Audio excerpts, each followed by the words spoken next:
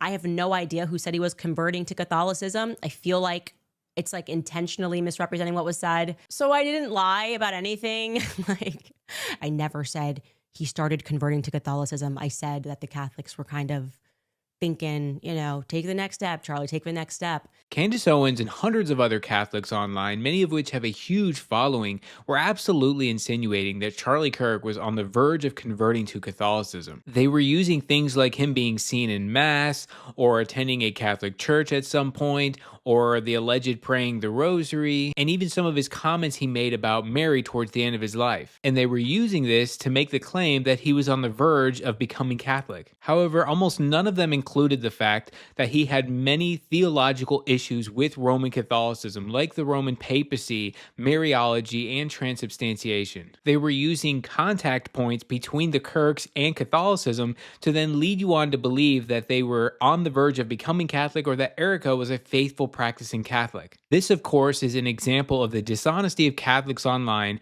making connections where there aren't any, and taking things out of context to make it look like something it's not. Candace claims that she never said Charlie started to convert to Catholicism. However, she did imply that by him attending Mass or doing other Catholic things, that he was starting to investigate it, and usually that leads them to becoming Catholic. Speaking about Mary, and typically when those steps start taking place, you stop referring to yourself, as I did, as a Judeo-Christian. However, us non-Catholic Christians could easily say that when somebody starts to explore and investigate and research Roman Catholicism, they learn the truth of it, and that it is a cult and not biblical Christianity, and do not become Catholics. And we cover this on my page in multiple different reels. You can check us out on YouTube, Philippians 19 Ministries, or just go to my channel and look through some of the reels as I show you the evidence from the church fathers from the first few hundred centuries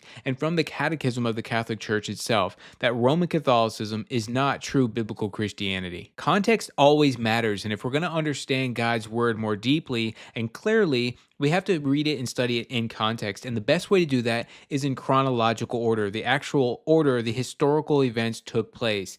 And to help you do that, I recorded a book-by-book summary going through the entire Bible in chronological order. It's not a course, it's not something you buy. It takes about an hour with you and me going through the entire Bible, where I highlight different historical backgrounds, different insights from a Jewish perspective, things like typology, prophecy, and end times, all in just 1 hour video going through the entire Bible.